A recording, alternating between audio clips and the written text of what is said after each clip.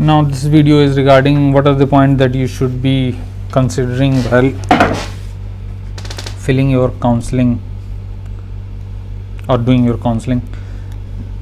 First and foremost, don't go for the middlemen that are there sprouting here and there on the internet. They themselves do not know what kind of information, what kind of toxicity or what kind of teaching environment is in that particular hospital. So don't go to these scamsters and lose your hard-earned money. Rather have a belief in you, because if you can study for this examination and get good rank, then you must have that capability that which college to choose or which college not to choose. And you can largely make your decision and by the last year data, or you can consult your seniors, or you can go wherever nearby you can get. So these some are the points that I am going to tell you that are in general, but many times people don't know that, and you should base your decision based on that. See, if you are not getting an admission in topmost institute, then in most of the rest of the institutes the teaching level is pathetic. Okay, in each state you can keep one good institute, one or two there are good institutes, but after that there is no teaching environment. Most of the teachers are involved in their own private practice and all, and hospital is taken care by the seniors, and because the seniors are the whole sole caretaker of that hospital, then power creeps it in their brain, and when the power creeps in their brain, then toxicity arises. So you will find those areas are more toxic. So firstly, what you should be anytime, branch is much important than the college. This is a known fact and you should remember it, because you have to live with the branch all your life. College, you will be out in 3 years. Now if you are sorted in this, focus on getting the college that is in your home city. Why? Because if you are placed in your home city, then firstly you are interacting largely with the people from that city and you know in and out of that city. Secondly, if you are thinking of developing your private practice, then also if you go and take numbers or exchange numbers or do some any sorts of that thing that make a lasting relations, that make the relation long last. So in this way you can have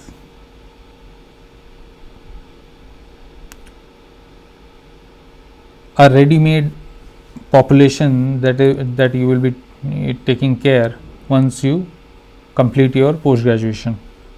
So this is my take on this, and it would be really subjective. Many people would not be, majority of the people would not be agreeing with me, but that's fine.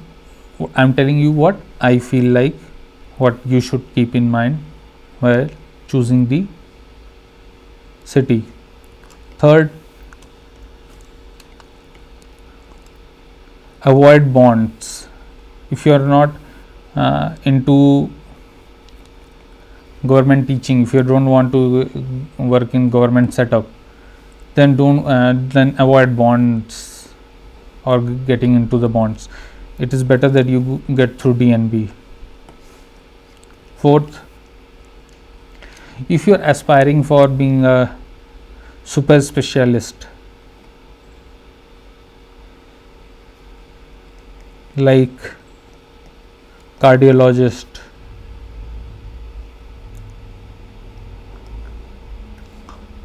or rheumatologist or something like that, then go for MD where it is easy, or go for DNB, because these are the qualifying criteria for your ultimate super specialization. So whether you do it from the DNB or do it from some MD hospitals, it really is going not to matter much. Ultimately it is the where you learn your cardiology that will matter at the end. So choose your branch or choose your specialty accordingly, and DNB is in many areas superior to MD, like there are no bonds. Secondly, they don't deposit your certificates, so you can always come out of that arrangement if you don't find the setup really welcoming for you, or you don't find your mozo in that. So definitely you can leave, and there are not much penalty or repercussions to it as compared to MD, where there is a heavy bond issue and every else other else things. Fifth, go for surgical branch and medicinal branch. They have one big difference. What is that? See, medicinal branch, you will start earning from here, it will grow slow gradually, and then you will peak and then peak. So by the time you are 80, you will be earning a lot, and because you would be earning a lot, there would be a lot of respect both in society and at your home. But what happens in surgical branch? In surgical branch, fine, you would be earning handsomely. For example, in neurosurgery you will be learning handsomely, but once you reach 56, 57, 58 years, then you will hands will start having tremors, and when your hands will start having tremors, then obviously surgical precision is going to be low, and ultimately your income will reduce, and once your income will reduce, then all the things that are associated with the income will be getting affected.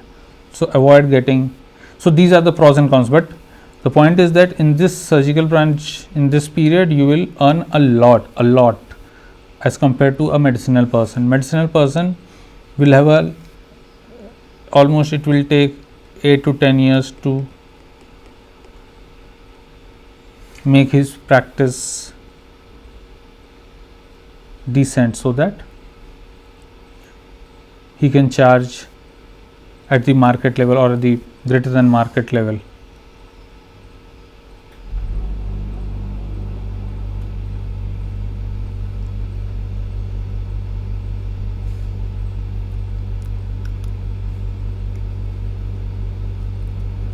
Seventh, radiology. There are lots of concerns that artificial intelligence will displace the radiology, and in times to come, radiologists would be redundant, and that's a very wrong argument, I would say, at least not in the next 50 years. See, there was an experiment conducted by Harvard University, in which they divided the group of people. First, here in first subset, humans were having diseases and they were going to AI doctors, and then there were IT technology, they were going to AI engine, for example in graphics and all. So here 80 to 90% of people said that they don't believe in AI, and whatever AI is doing, they should have overlooked by a human being, a doctor. But on the other, technological area like IT sector or coding or some or on that line, AI is welcomed, because even if it gets wrong, it is not going to do much harm, and someone's lives would not be lost in that process. So radiology is a branch at least for next 50 years would be there and would be in huge demand, because there is a huge demand and supply mismatch here. And it's just that with the coming of technology, it will become more capital intensive, and the more capital intensive it is, the harder it would be to set up and earn profit. For example, I will there's a fact that in that central Delhi area, during COVID, lot of CT scan came in, CT scan centers came up, so they were earning good profit during that time. But now they are not able to take out the operating cost. Why? Because there is no demand such. So you need not to have a lot of capital to earn profit. You just need ultrasonography. It is always going to be personalized, because a machine is difficult to adopt to that varying angle, varying depth, as well as interpreting those sound waves that you are getting. So it will always be individual based or doctor centric. So doctor centric, or that is, a machine cannot take that place. So do not fear of this. Now medicine is always in demand, but medicine would suck a lot of life from you. So both medicine is, I can say that one of the most secure branch, if you are not hell bent on that you will practice in the city one, in the major metropolitan cities. If you go in the periphery areas, you can definitely develop your patient base, and you can earn your earnings in a decent amount. Okay. And if you are doing medicine for cardiology and other, and if you are not, then also always choose those super specialty branch after you undergo training. And once you have that understanding, then you would find your mojo that okay, in which direction should you go. Surgery, I have already talked what are the pros and cons of those surgical branches, and then we come on to the what are the other branches. Patho, micro, these are all good. You can always develop your own setup, and these will always be branches that would be in demand. But again, see, it really depends upon you are a worker or you are an owner. If you are an owner, then you will earn huge. But you are a worker, then you will earn in not that much of amount. It is the open truth. And then where frustration creeps, because someone who is not from owner is not from medical background, it's just that he has the capital and he is earning more than you by employing you, then it becomes frustrating. So always try to be owner. But being an owner required you to be fulfilling three costs: land, labor and capital. Labor is what you are working, land cost is increasing day by day, capital machinery cost is increasing day by day. So ultimately the whole operating cost is increasing manifold. Pharma and all those subjects, see, if you are suffering from illness that prevents you from performing optimally your daily routine activities of seeing patients, or you are not unable to go and look from bed to bed, then you can go for non-clinical subjects like pharma and all. But don't go for, I have seen many people that they have jumped into pharma and all, so thinking that this will balance out their, it will give them work-life balance. But once they go in that, then after that they realize okay, they need some amount of thrill in their life, some amount of actual doctor work where when they go back in society and they are respected. So what they do drop out from there, or they complete pharma and then they do DNB, something like that. So if you are bent on, okay fine, I have to pick this branch because I am thinking on work life balance and all, then ask yourself that, are you convinced that this is the reason and this is the enough reason that to take this branch? Because you then, if you are not finding solace in that branch, then sooner or later it would have manifestation in your other parts of life. So don't jump and see that work life balance. Ultimately you need work round the clock to keep yourself sane, happy, and have that kind of individuality that you would have studied and that you would have dreamt of when you were a student. And other things. Moreover, private medical college, what should you do? If you have loads of money in your home, then you can definitely go for private medical college. Ultimately, at the end of the day, you need your brain and knowledge to perform in the public health setup, and it is immaterial from where you get that degree.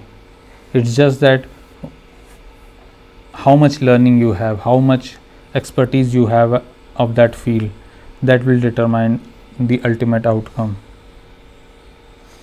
So what my finally I would say that on that, whatever I have told you, you too take that into account where accepting the where choosing a branch, and then also look towards last year counseling data.